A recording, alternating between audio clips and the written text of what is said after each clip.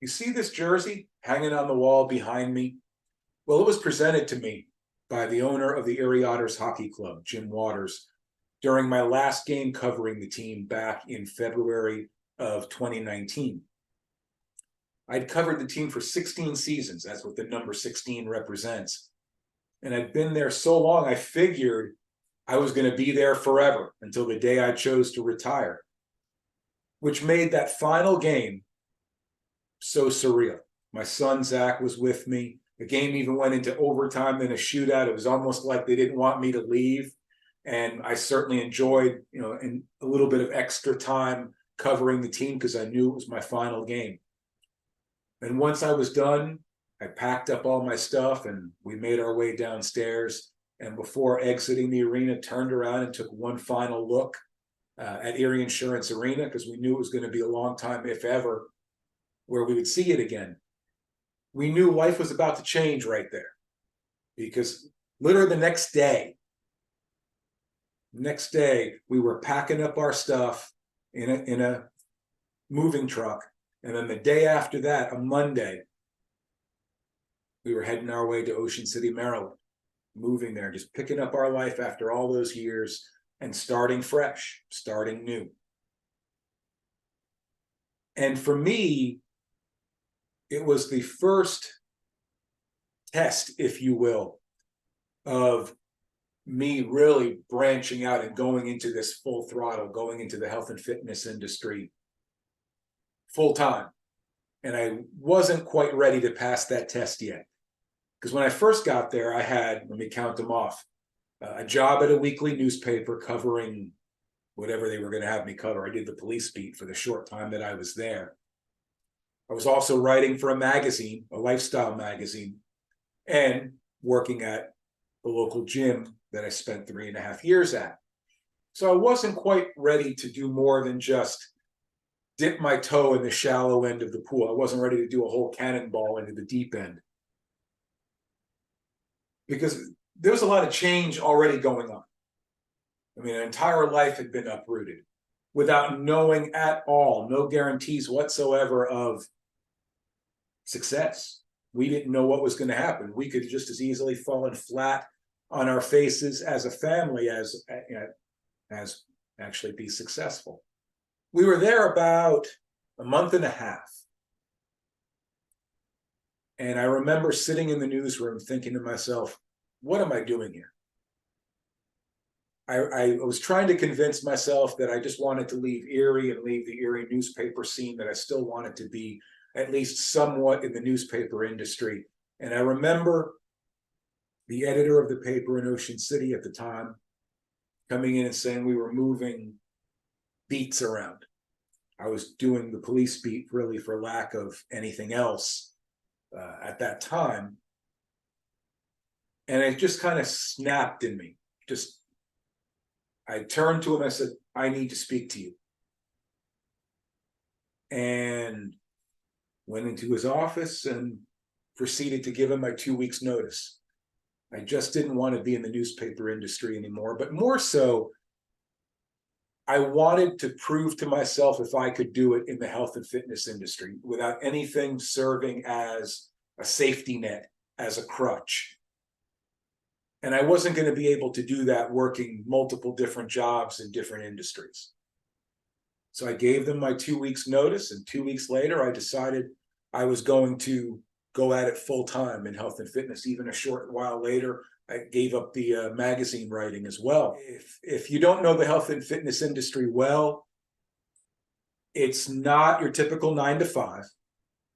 It's not your typical steady paycheck where you know every 2 weeks pretty much what you're going to make in your paycheck. You might make a good bit of money one week and absolutely nothing the next.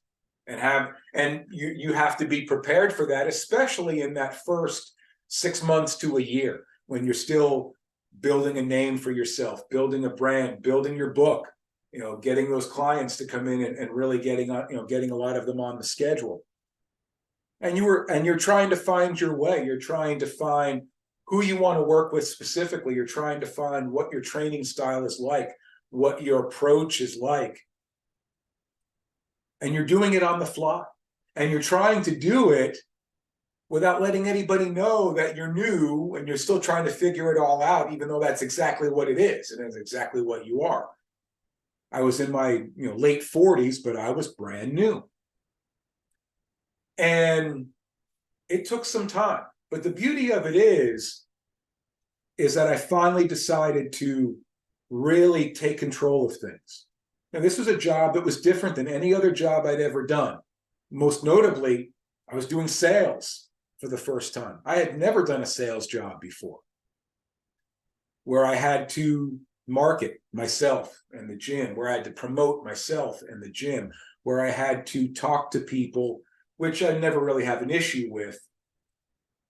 But I had to get people into the right frame of mind to want to sign up and be able to work with me and go after their goals, which isn't an easy thing to do, trying to convince somebody of something as so personal as your health and fitness, especially when you're selling them something that won't give them instant gratification. It's not like buying a TV, not like buying a new car, where you're instantly gratified when you turn that TV on or you crank that motor. I tell people all the time, you can do everything the right way today. You could eat 100% right. You can have the best workout you've ever had. You could do everything perfectly right. Wake up the next morning, look in the mirror and see nothing. See no change, no improvement, no nothing. And that could continue happening over time. It's not something that pays dividends right away.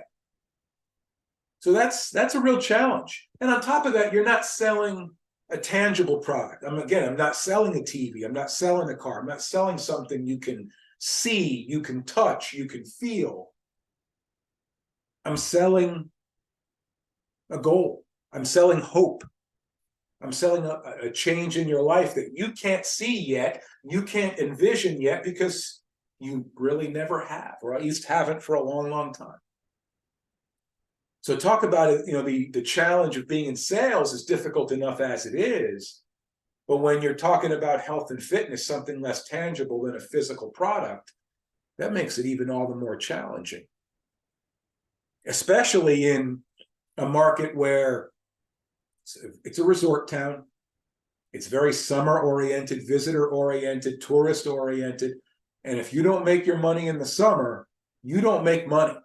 Because the rest of the year it's very quiet, very sparse population, very transient population base that comes and goes a lot. Most of my clientele were snowbirds, people who spent the winter in Florida and then spent the summer up in Ocean City, or spent it out, winters in Arizona or whatever it was. So you wouldn't have them for an indefinite period of time. So you had to strike while the iron was hot. That was a big change for me. But on the plus side, I could utilize the lessons I learned, the skill set I learned from my newspaper days, my 26 years in newspapers. Like I said earlier, talking to people has never been a problem. If you know me, you know I'm not shy. If anything, I'm a loudmouth. Getting me to shut up is the hardest thing anyone ever has to do. Asking the right questions, very adept at that from my newspaper days. Reading body language, getting a sense of not just what people are saying, but how they're saying it, what information they're sharing. Really digging deeper, below the surface. I was very adept at that because I had done it. It was part of my job for 26 years. And just coming to the right conclusions and drawing and coming up with the right answers. I was good at that as well. So I was able to fall back on that as I was trying to figure out who it is I wanted to work with. I was working with anyone and everyone that came my way back then. But so I wasn't quite sure who I wanted to work with. I knew there was an older clientele in general there, so I leaned in that direction, but I wasn't quite sure who I wanted to work with and what my style was like. The way I do things now, where I focus on mindset coaching and accountability, and those are the biggest aspects that I work with. That wasn't the case back then, 4 or 5 years ago.